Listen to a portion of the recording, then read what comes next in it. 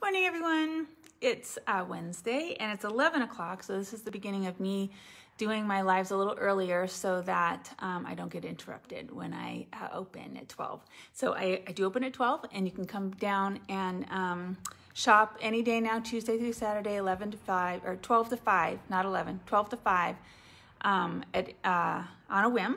If you still want an appointment, then that's fine. Just give me a call or message me and we'll figure a time out around that works. I don't live that far. So today's Wednesday, which is craft day. And I'm going to just pull out a project that I started and then I got a little lost on what I was doing, and so I left it. So I'm going to pick it back up today. I'll explain what it is. So this is a project that I started to put together with resin pieces made with the Redesign molds. They look like this. This is the Finnabair version, which I was using on something else, which has also been sitting around a little bit, and you can see it has little bits of resin on it. Anyway, so I cast, this is a different mold, but the same idea. I cast it all with my quick set resin. I glue them all together with my liquid fusion, which is, this is what I use. A lot of people use E6000, but I personally find that really sort of, it smells so bad that this is my favorite. It barely smells at all. You just have to leave it a while so it can set. And you can see these are all glued down with that. And you can see I made multiples of the same design over and over again, and I threw them down. And once they're all in a big pile like this, it's hard to tell.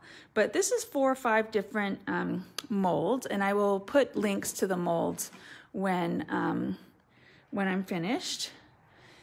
And so I started, let's see, what did I do with this first? I primed it with some gesso, and then I squirted it with Dina Wakley's acrylic gloss spray. And then I got a little stuck. And I'd only been working on the top half, so I will go ahead and prime the rest of it. So today I'm just going to pivot a little bit because it's not quite doing it for me, this color scheme. So I'm going to throw on some, this is, let's see, Metalique. This is Finnabair's paint. Sorry, here, I'll just do this with the lid on so you can see. This is Finnabair's paint. It's just her acrylic paint. This is called Rose, Romantic Pink, actually. And you can see it's very pretty, very sparkly, and or metallic, I should say, like a pearlescent.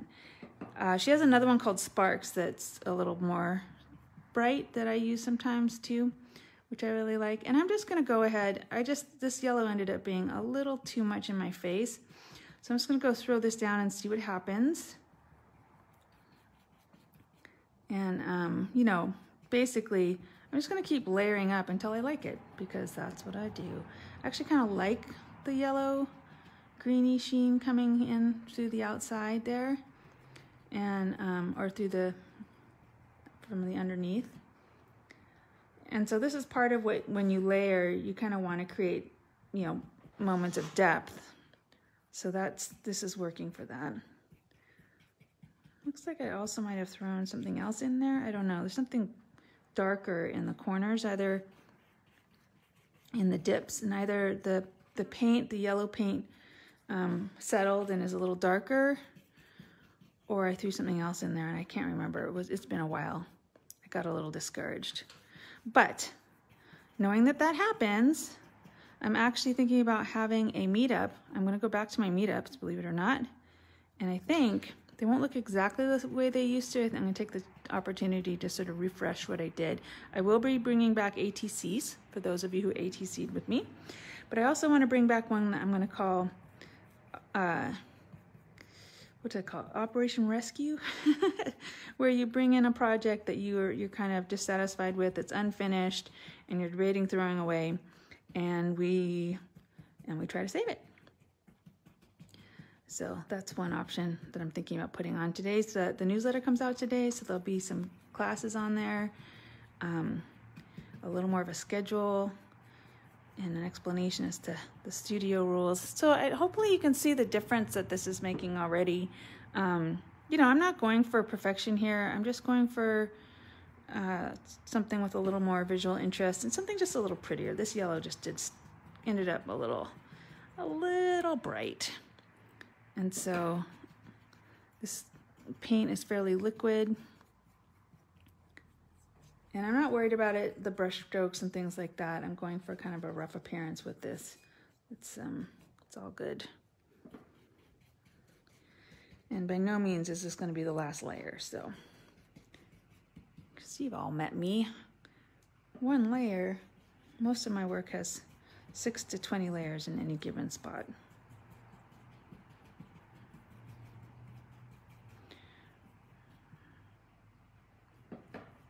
Yeah, I like the metallic sheen on this too a lot better than the flat or the slight gloss of the spray. I mean, the spray was good because it got everything covered, which I really wanted to start with. Nice layer of coverage. So that was a good place to start, but now I'm liking this a lot, where this is going. And you're gonna see the yellow through some of this anyway, because it piles lots of nooks and crannies I won't be able to get into.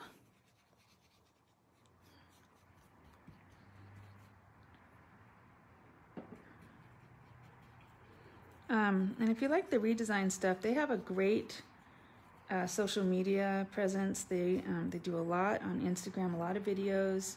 They have a nice blog where they detail certain projects. And I have not all, but almost all of their molds. So if there's a project that you see that you like, chances are I have the materials for it. I also have their pastes. I thought about using one, but I actually wanted something a little darker. Their pastes are pastel colors. I have their pastes, and I have lots of different ways to mold. These are with resin, which was great, but it does work very quickly. So if you're someone who likes to take your time and a bit of a perfectionist, the quick set resin probably is not a great choice. If you are that kind of person, I suggest molding these with polymer clay and baking them. That gives you lots of time because it doesn't harden until you bake it. Or paper clay, which takes, hours to dry. So that's another. I have lots of different kinds of air dry clay now, paper clay and something called Crayola. Anyway, I have the Crayola stuff too. It's air dry, so you mold it, you take it out, or you can even leave it in the molds because the molds are silicone, and then pop it out when it's dry. And those will be a nice little papery finish, which is kind of nice to work with when you're using paint. Lots of different ways to do it.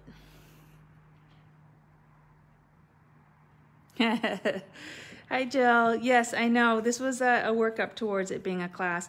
Again, the big thing is this is 4 different molds. So I need to figure out a way. Now things are opening up. Classes where we share supplies are going to be a lot easier. But, when I first conceived of this, I wasn't sure that we would be open this summer yet. And so I wasn't sure about, having people share supplies, because otherwise you have to buy, the class would have to include 3 or 4 molds, and that starts getting expensive. But yes, I agree. It would be a great class. So I think what we'll do is we'll do one where you each get 1 mold, and then you can swap with each other to make all the bits.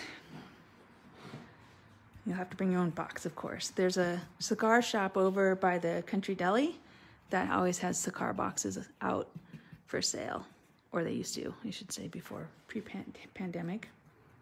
So, and because this is an acrylic paint, it is drying fairly quickly, so I can go ahead and, again, I'm not worrying so much yet about the bottom half. I might actually just decoupage that and do something a little different, but let's see. Okay, happy mess. Anyway, I'm pretty happy with having dulled down that yellow. That makes me very happy. Let's see what happens. And then I want trying to think about where to go. If I were going to truly Finnabair this, which, you know, a lot of this is based on Finnabair's method of layering all these objects together and painting them one color. You know, lots of people do it. It's called assemblage art. And there's some great artists out there like Michael Deming. He does classes. I'm hoping he starts back up again, maybe get him back out here. He does stuff like this, Finnabair. Seth Apter does a little bit of it, but this whole thing of like piling a bunch of disparate things together and then painting them in a way to make them a solid object, it's a very specific technique. Tim Holtz does it, but he doesn't do the paint part of it so much, where you paint it all together like this. And this sort of hecticness is very, very Finnabair. All right, I'm gonna hit this with a heat gun. Yeah. Okay, fine motor control, sometimes it's hard.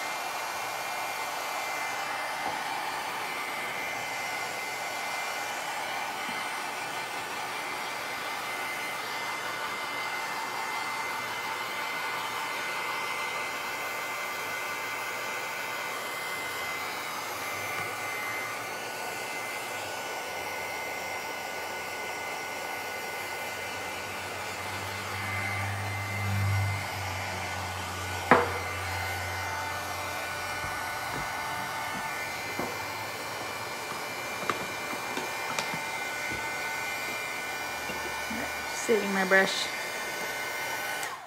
Okay, that's pretty good. The big thing I want to try next is, sorry.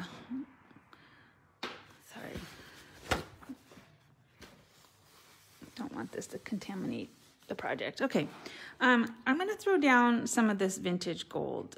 This is a rub. This is a Finnabair rub. It's her Metalique wax. I don't know what that says, to be honest. Wax something or other. But it smells, it's just rub and buff, and it smells like a little chemically, because it is kind of like that buff. And so there's already that yellow sheen under there. So actually this is not, well, it's pulling up a little bit. I was going to say this isn't pulling out the details as much as I was hoping, because the details are kind of already there. But I take that back. It is kind of working. Now she has this in lots of colors, so I could come along and do this with a blue or a turquoise. Actually, turquoise might be perfect for this. But now you can see there, hopefully you can really see how the gold is sitting on top of these colors and bringing out the details. Overdid that one. And you can put it on, you don't have to use your finger. You could definitely use something else. I have these new brushes in. These are by Pink Fresh Studio. There's a couple of different brands out there. Honestly, I could just sit here and touch them. They're so beautiful. But you could use something like that to add the buff on top or the color. Ooh, really good. And then let's see, I had a turquoise something or other sitting on here. What was I using that for? Trying to think.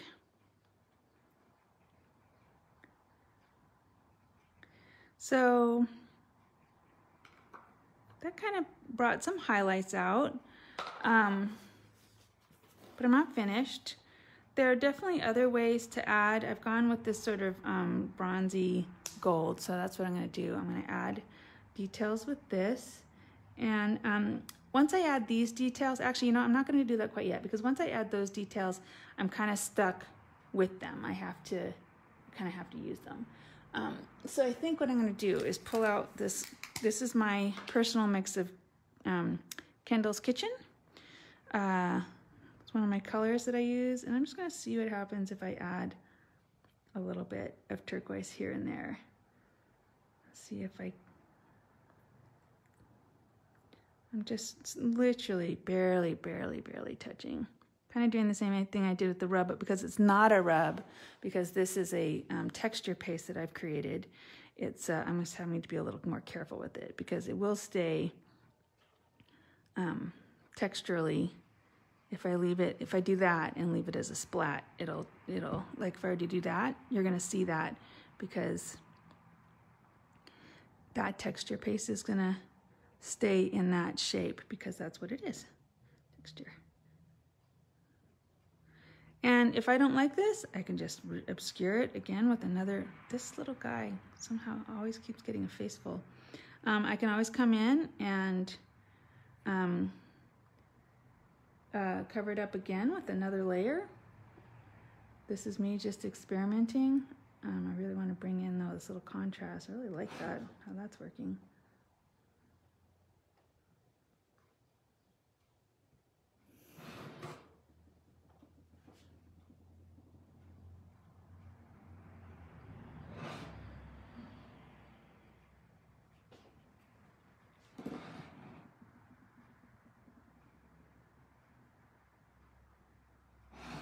You can tell I'm concentrating because it got quiet. I always tell when people are into their projects in a class when it goes suddenly very quiet. Sometimes you think, oh, people bored, and you look up and they're all intent on their projects. Okay, then added a little bit. That's the start of a little contrast in here. Another thing to do, which I discovered because the what's the spray inks?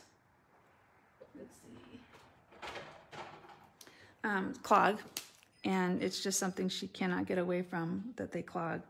But I've been taking out the wand and just using it as a, you know, a stick. And because it's liquid, it does move around a little bit. And so, yeah, I've been doing this sort of thing to bring in a layer of color. And this is her turquoise. This is Dina Wakley's gloss spray turquoise. And so it's a little different from the blue that I was just putting down, which is Kendell's Kitchen blue, which is my own personal mix.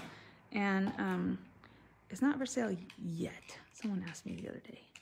Yet is the very new to the whole idea of producing my own supplies. So that's another thing. You can always just come in and drip. It's always fun. Okay, so now I've got a little bit more detail and a little more visual interest going on with this one. I overdid that one a little bit. It's liquid, so I can pull some of that off.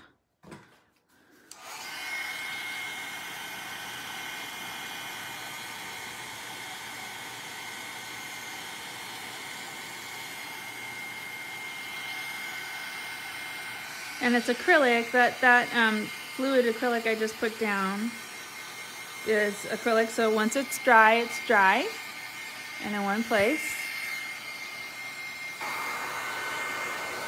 And the color will dull down a little bit when I do this.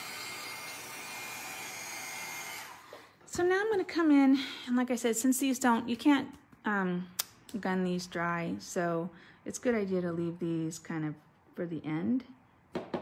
This is Liquid Pearls, not Liquitex, Liquid Pearls. This is a Ranger product, my favorite Ranger product. The other day I realized they've discontinued some of their colors. I was very disappointed. And this is just a way to go in and add little embellishment dots. You can fill in a space a little bit and add some visual texture, especially if you do them in little clusters. The eye likes things in threes. But go ahead and break that rule whenever you want.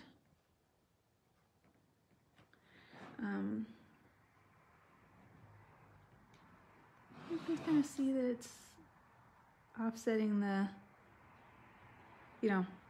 filling in this little bit gives it a little bit of ease going into the transition from the setup here. So that's just around the outside. Now those will not dry very quickly, so I'm going to leave them. I'm going to come in and I'm just going to add some glitter detail, and this will glue down this. So these will dry the way you put them down. The stickles, which is the glitter version of the liquid pearls, will not. It will sink. So when I put this glitter in here, if I smooth it down, it will end up just filling in the edge because it'll sink into the crevice that I'm putting it in. So I'm just going to add, get it into the tip. Just add little bits of it here and there.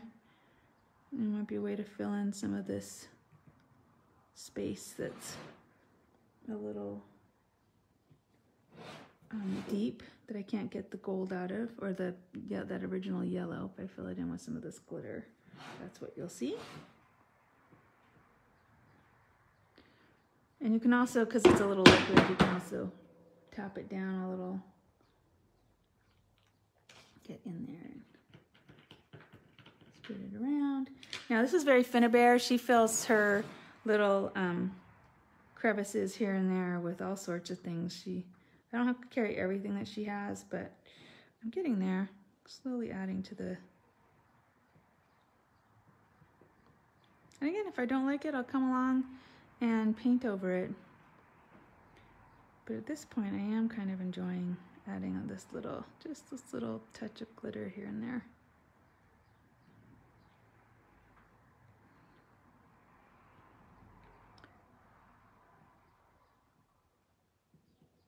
And it will look a little different when it dries, but